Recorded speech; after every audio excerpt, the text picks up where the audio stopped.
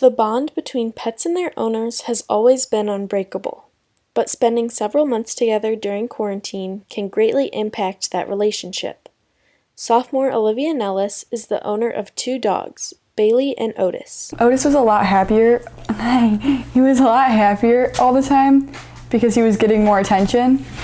Otis likes being with people at all times. Bailey loves to be alone, so her reaction to the family suddenly spending their entire day at home was quite different. She enjoyed it at times, but she would also get annoyed with us because we'd be like on top of her all the time. Junior Sophia Bobin has 2 birds at home. She noticed that the cockatiel's behavior changed significantly in order to seek attention. They weren't loud at first when we were at home, but as we started to spend more time with them, they started getting louder when we would spend less time with them. That was like their way of like getting our attention. The birds, Bibble and Button, received lots of time outside their cage as a result of schools closing. We would just like have them out for longer periods of time so they'd get more social time in. Because before, like we'd have them in the cage when we were at school, but since we weren't like really doing that, we'd just be able to like leave them out. As much as humans impact their pets, pets affect their owners just as much. According to a recent survey, 72% of prospect students who own a pet claimed that the animal made them happier over quarantine. Having the dogs was definitely like a distraction almost from being so bored all the time. With the year 2020 being unlike any other, high school students who own animals were able to discover that they greatly impacted their mental health for the better. This is Emma Letzig reporting for Night TV.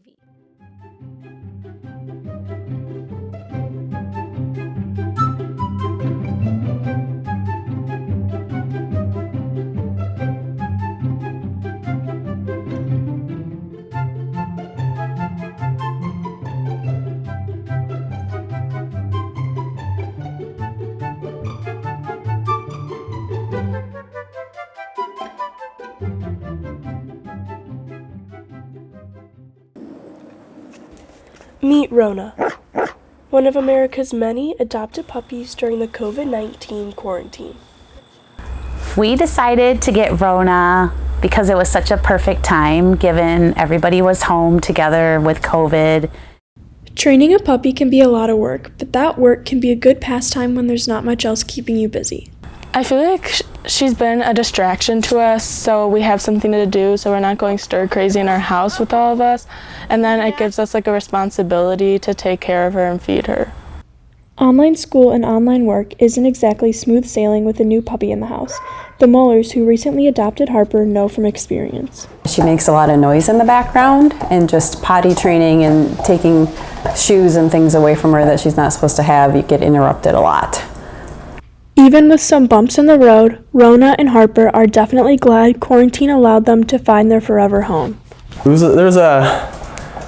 It took a while for her to get there, but I mean, she's part of the family now. With the adoption increase in the U.S., many other dogs have had the opportunity to leave the shelters and find a family. This is the highlight of Carmela, the president of the Buddy Foundation's job. it's amazing how many how the reaction from the people. They're so thrilled with their animal. I mean, it makes us feel good that we've helped them, add a member to their family. This is Catherine Lytle signing off for Night TV.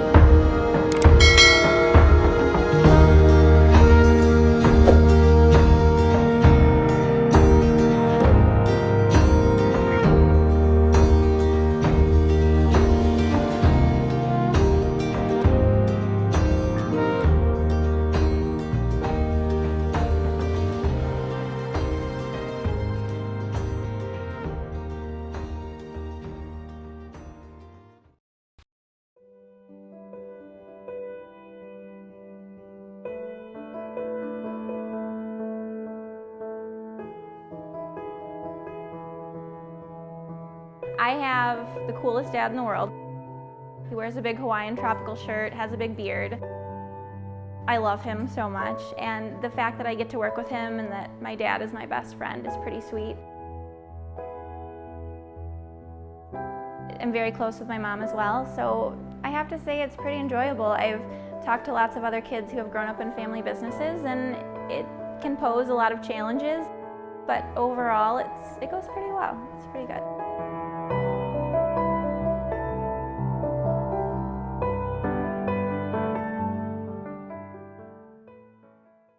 We had a store Great Dane when I was a kid, and she would actually watch over me. So my parents would put me in one of those little things that you wheel around in as a baby, and she would let customers know when they got too close. So the joke is I was raised by animals. But it was a unique experience, that's for sure.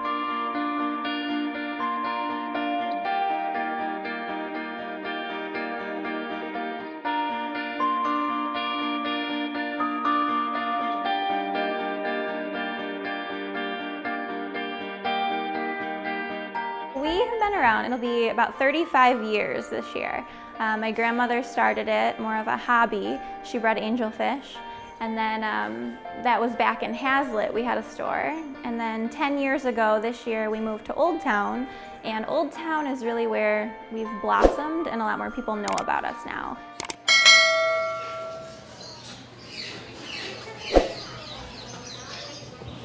So we are considered an exotic pet store. We do have a wide variety of hand-fed birds. Those are raised by my mom. We have a wide variety of tropical fish, probably one of the largest tropical fish stores in Michigan by far.